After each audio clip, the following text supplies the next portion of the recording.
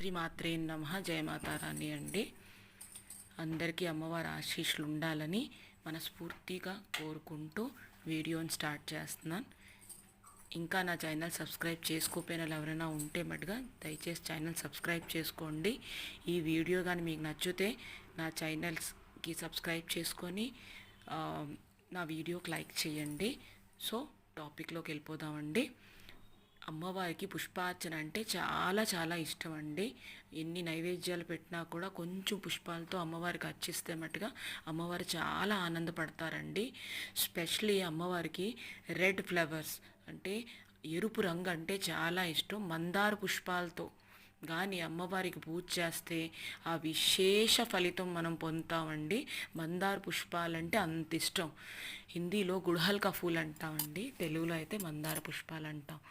అంత ఇష్టం అమ్మవారికి. ఆ కలర్ రెడ్ కలర్ అంటే అంత ఇష్టం. అందుకే అమ్మవారికి ఏమైనా బట్టలు పెట్టుకోవాలనుకున్నా కూడా మీరు రెడ్ కలర్ బ్లౌజ్ పీస్ అయినా అట్లీస్ట్ చీర ఏ కలర్ కొన్నా కూడా ఒక రెడ్ కలర్ బ్లౌజ్ పీస్ మట్టుగా పెట్టండి. అమ్మవారికి రెడ్ అంటే అంత ఇష్టం.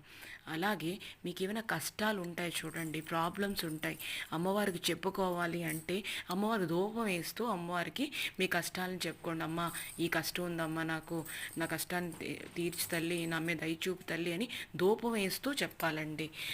అప్పుడు అమ్మవారు చాలా ధ్యానంగా వింటారండి మీ కష్టాలకి. అలాగే మీ కష్టాలని అమ్మవారు తీరుస్తారు కూడా అండి. ఏవైనా సమస్యలు ఉంటే అమ్మవారు పూజ చేయగానే అయిపోదండి, కొంచెం టైం పడుతుంది. ఓపిక్గా వెయిట్ చేయండి. మీ సమస్య మటుగా అమ్మవారికి ఒక్కసారి చెప్తే మటుగా తీరకుండా ఉండదండి, నమ్మండి. ఆ అమ్మ అందరి కష్టాలు తీరుస్తుందండి. కేవలం నమ్మకం ఉండాలండి. ఇంకా మంచి మంచి వీడియోలతో మీ ముందుకు వద్దామని ఆశిస్తూ సెలవు తీసుకుంటానండి. ఈ యొక్క వీడియో కానీ మీకు నచ్చితే జయ మాతాది అని కమెంట్ చేయండి. అదర్వైజ్ శ్రీమాత్రే నమః అని కమెంట్ చేయండి. Thank you so much watching my video. Next మళ్ళీ మంచి వీడియోలతో మళ్ళీ కలుద్దాం. Thank you so much.